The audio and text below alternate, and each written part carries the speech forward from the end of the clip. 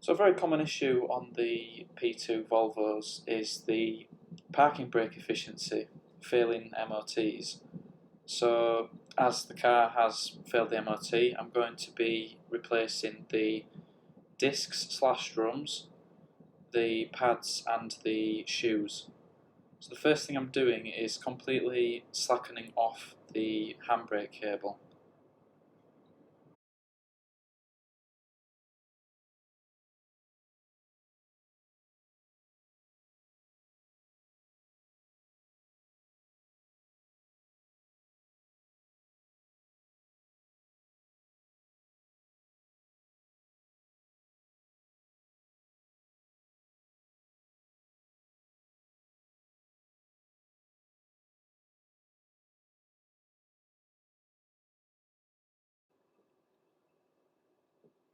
So you can check that the 10mm that holds the disc in position temporarily is loose, and then we can remove the rattle spring.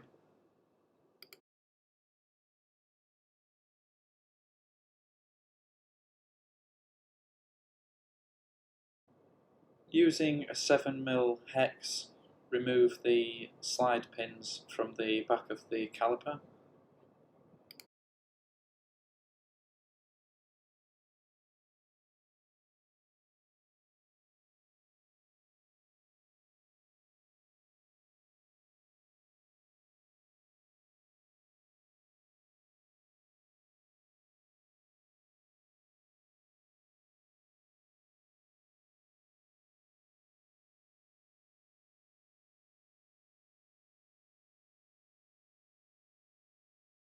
With the pins removed, the caliper will now be free. We just may need to pry the pads away from the disc. If it's an old disc, it may have a lip on it, so it may help to stick a screwdriver in the right place and push the piston back a little bit on the inside pad. Unfortunately, I've lost the footage for the next step, which is removing the carrier which the caliper was sat on, and that requires two 13mm bolts to be removed from the rear. The discs can be quite difficult to remove where the shoes have created a lip around the edge here. These had already been off, so I'd already addressed this a few weeks ago. Remove the retaining springs from the top and bottom shoes. These ones you push in and slide across, which will be more obvious once the shoe is removed. It'll give you an idea of how best to address remove.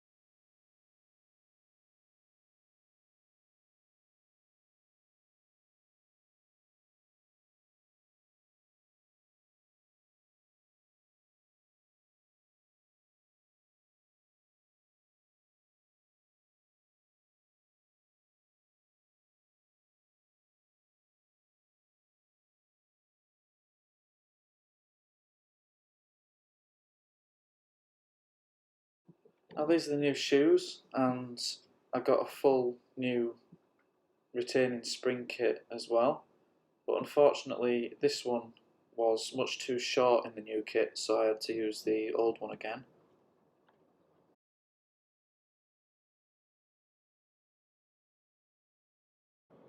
Clean the area behind the disc as much as possible and rinse liberally with brake cleaner.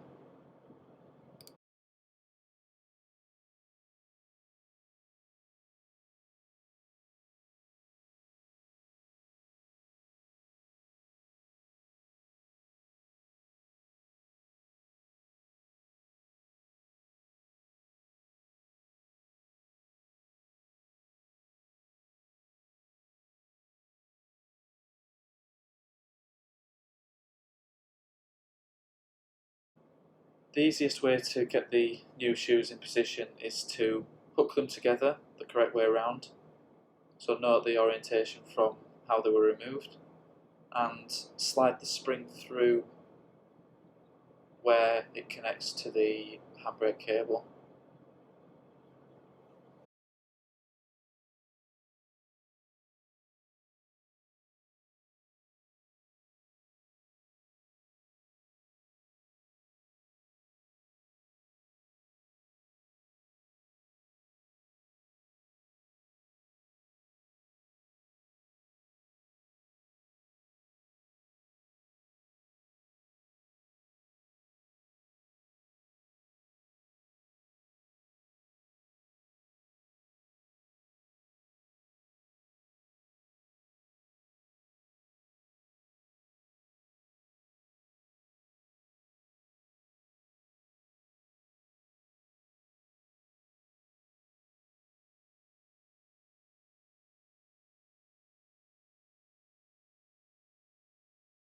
So this is the new spring kit, at least for one side. I've already done the other side.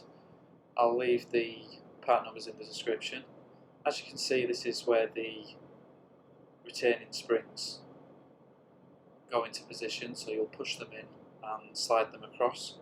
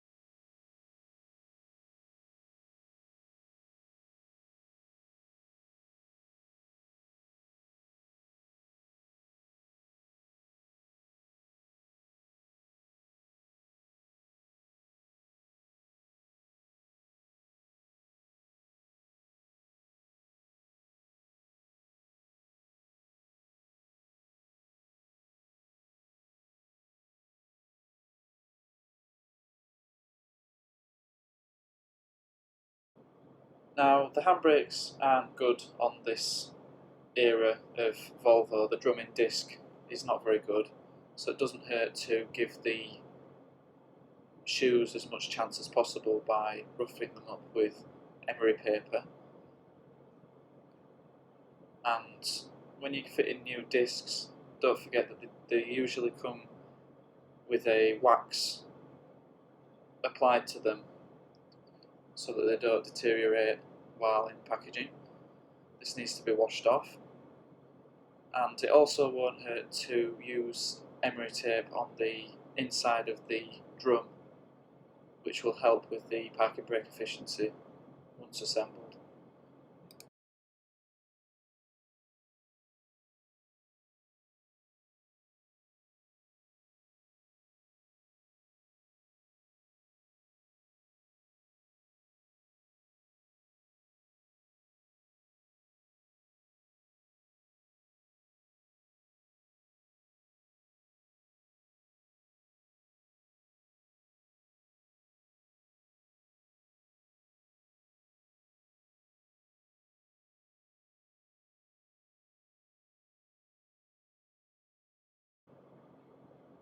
Now we can get back to reassembling the pads and the caliper. So what we're doing here is we're cleaning up the carrier as much as we can.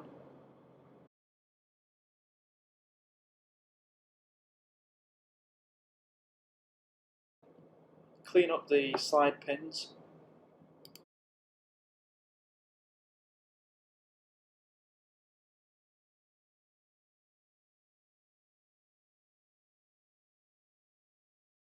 Now the pistons don't need to be rotated on this brake setup, but it doesn't hurt to lift up the dust cover around the piston and squirt a little bit of penetrating fluid in there. This is more important on the type of piston where you need to turn them at the same time as pushing them in. But on this system, all we need is a G-clamp and push the piston back in. Don't forget to watch the brake fluid reservoir level, as if it's been topped up since the brakes were last done, then it may overflow while resetting the pistons.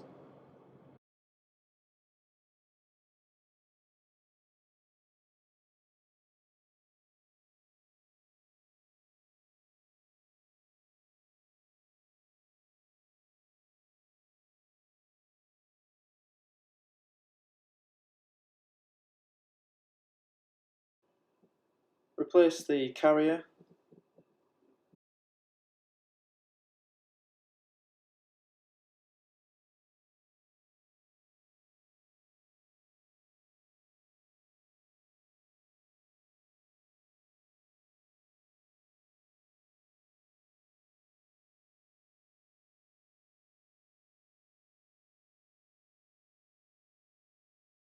Now, depending on the pads that you've got, what I would normally do is apply copper grease to the inside of the caliper and also the piston.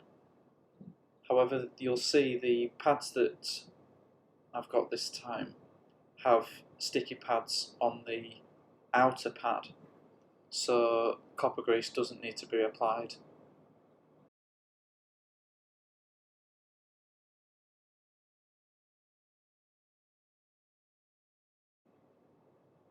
So I'm applying copper grease to any contact points. That includes where the pads slide on the carrier once we've got them fitted into position.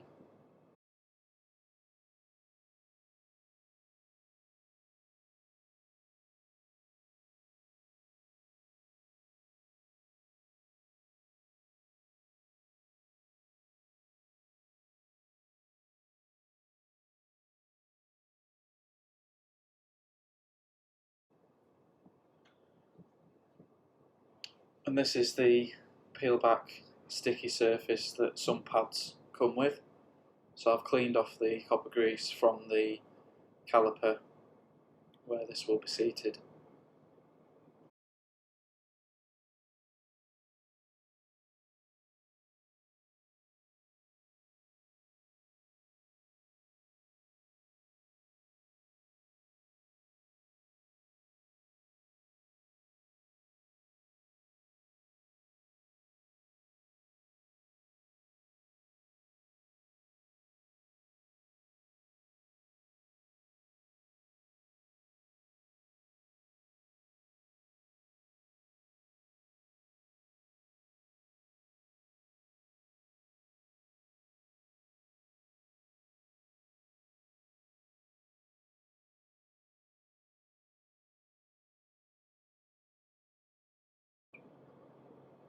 Grease and replace the slide pins.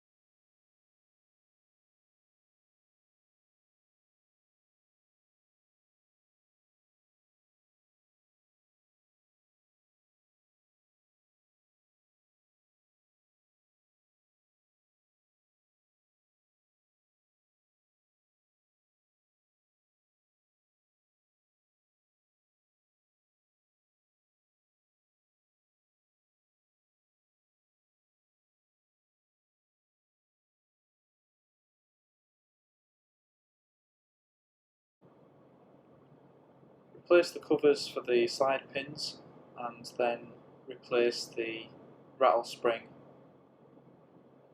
These can be a little bit difficult to do, but you'll find a method that works.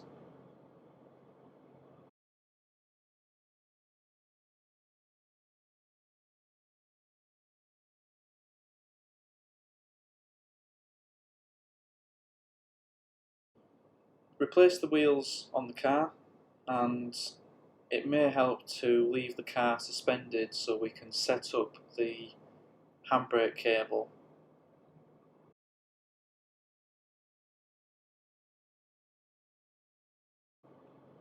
So with the car still suspended, as you can see, the wheel is turning freely.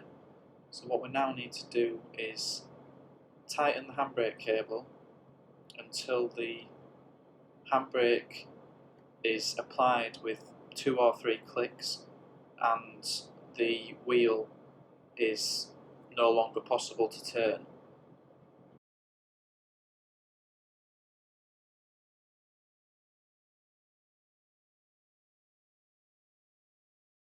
So we tighten the cable to a point that we're happy with and apply the handbrake, check that the wheel is no longer turning, then disengage the handbrake again and check that the handbrake has been released.